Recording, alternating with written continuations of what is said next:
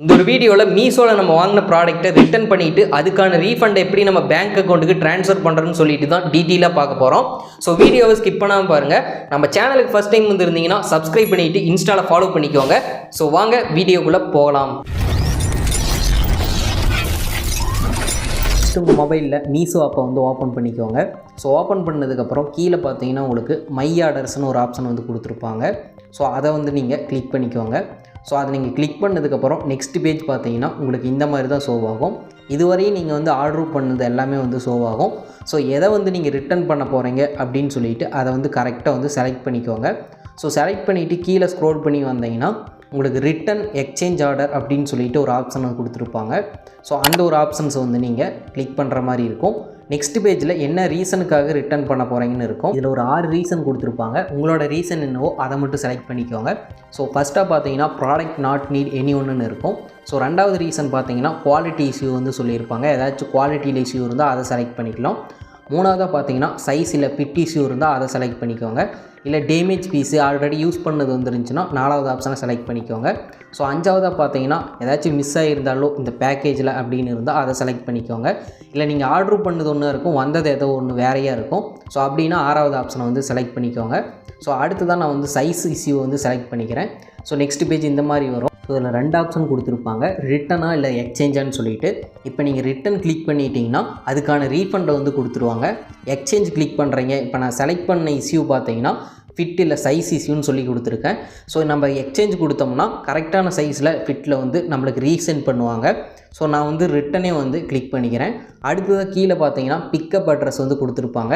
நீங்கள் ப்ராடக்ட் வாங்கும் போது ஒரு இடத்துல வாங்கியிருப்பீங்க, அதை இன்னொருத்தருக்கு யாராச்சும் கொரியர் பண்ணியிருந்தீங்க, அட்ரஸ் வேறையாக இருந்துச்சுன்னா நீங்கள் உங்களோட இப்போ என்ன ப்ராடக்ட் எங்கே வச்சுருக்கீங்களோ அந்த அட்ரஸ் அவங்க பிக்கப் பண்ணிக்கிற அட்ரஸை கரெக்டாக எடிட் பண்ணி டைப் பண்ணிக்கோங்க. அதே அட்ரஸ்னால் ஓகே.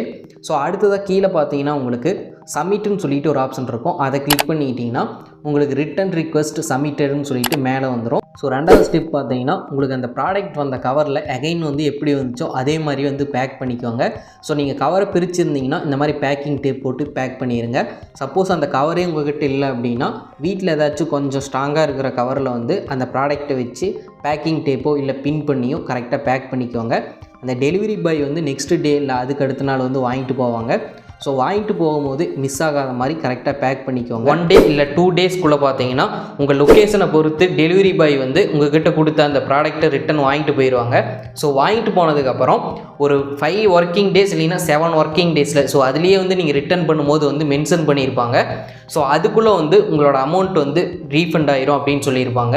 இப்போ இதில் உங்களுக்கு ஒரு டவுட் இருக்கலாம், பேங்க் அக்கௌண்ட்டே ஆட் பண்ணாமல் ஒரு சிலர் ஃபோன்பே, ஜிபே இல்லை பேடிஎம் மூலிமா பே பண்ணியிருப்பீங்க, ஆன்லைன் பேமெண்ட்டு. ஸோ உங்களுக்கு எப்படி ரீஃபண்ட் வரும்னு சொல்லிட்டு உங்களுக்கு ஒரு டவுட் இருக்கலாம். இப்போ நீங்கள் ஃபோன்பே மூலிமா உங்கள் அமௌண்ட் பே பண்ணியிருக்கீங்க அப்படின்னா 7 ஒர்க்கிங் டேஸ்க்குள்ளே எப்போ வேணாலும் அந்த அமௌண்ட் பார்த்தீங்கன்னா ஆட்டோமேட்டிக்காக நீங்கள் என்ன யூபிஐ யூஸ் பண்ணி பே பண்ணீங்க, பேமெண்ட் மெத்தட் யூஸ் பண்ணி பே பண்ணீங்களோ ஸோ அதுக்கே உங்களுக்கு ரீஃபண்ட் ஆயிரும். ஸோ நீங்கள் ஹிஸ்ட்ரியில் போயிட்டு கூட செக் பண்ணி பார்த்துக்கலாம் ரீஃபண்ட் வந்துருச்சா இல்லையான்னு சொல்லிட்டு. டெலிவரி பாய் கிட்ட கையில் காசு கொடுத்து நீங்கள் ப்ராடக்ட் வாங்கியிருந்தீங்க அப்படின்னா நீங்கள் ரிட்டர்ன் பண்ணும்போதே பார்த்தீங்கன்னா அக்கௌண்ட் நம்பர், ஐஎஃப்சி கோடெல்லாம் என்ட்ரு பண்ணுற மாதிரி ஆப்ஷன் கேட்டிருக்கோம். ஸோ நீங்கள் அதை கொடுத்ததுக்கப்புறம் 7 ஒர்க்கிங் டேஸில் உங்களோட பேங்க் அக்கௌண்ட்டுக்கே பார்த்தீங்கன்னா அந்த அமௌண்ட்டை ரீஃபண்ட் பண்ணிடுவாங்க. ஸோ 7 ஒர்க்கிங் டேஸ்ன்னு சொல்லுவாங்க, ஆனால் உங்களுக்கு ஒரு 4 டேஸ்க்குள்ளே பார்த்தீங்கன்னா உங்களுக்கு அமௌண்ட் ரிட்டர்ன் ஆயிரும். இந்த ஒரு இன்ஃபர்மேஷன் உங்களுக்கு யூஸ்ஃபுல்லாக இருந்துச்சுன்னா வீடியோக்கு ஒரு லைக் பண்ணிக்கோங்க. ஏதாச்சும் டவுட் இருந்துச்சு அப்படின்னா மறக்காமல் கமெண்ட்ஸில் கேளுங்க. மறக்காமல் இந்த ஒரு வீடியோவை உங்கள் ஃப்ரெண்ட்ஸ் ஆர் ஃபேமிலி மெம்பர்ஸ்க்கும் ஷேர் பண்ணிக்கோங்க. ஸோ அவங்களும் மீஷோவில் ஏதாச்சும் ஒரு ப்ராடக்ட் ஆர்டர் பண்ணிவிட்டு ஸோ அதை ரிட்டர்ன் பண்ண தெரியல அப்படின்னா இந்த வீடியோ எங்களுக்கு ரொம்பவே யூஸ்ஃபுல்லாக இருக்கும். இன்னும் நம்ம சேனலை சப்ஸ்கிரைப் பண்ணலைன்னா சப்ஸ்கிரைப் பண்ணிவிட்டு பக்கத்தில் இருக்கிற பெல் ஐக்கானை கிளிக் பண்ணி ஆளுங்கிற ஆப்ஷன் எனேபிள் பண்ணிக்கோங்க. அப்போ தான் நம்ம ஃபியூச்சரில் அப்லோட் பண்ணுற வீடியோ நோட்டிஃபிகேஷன் உங்களுக்கு உடனுக்குடனே வரும். இன்னும் நம்ம சேனலோட சோசியல் மீடியாவில் ஃபாலோ பண்ணலைன்னா வீடியோ கீழே டிஸ்கிரிப்ஷனில் இன்ஸ்டாகிராம், ஃபேஸ்புக் லிங்க் இருக்குது. ஸோ ஃபாலோ பண்ணிவிட்டு டவுட் இருந்துச்சுன்னா கேளுங்க. இந்த மாதிரி எக்கச்சக்கமான டெக் வீடியோஸ் இருக்குது, மறக்காமல் செக் பண்ணி பாருங்கள். நெக்ஸ்ட் ஒரு யூஸ்ஃபுல்லான டெக் வீடியோவில் பார்க்கலாம். Bye friends.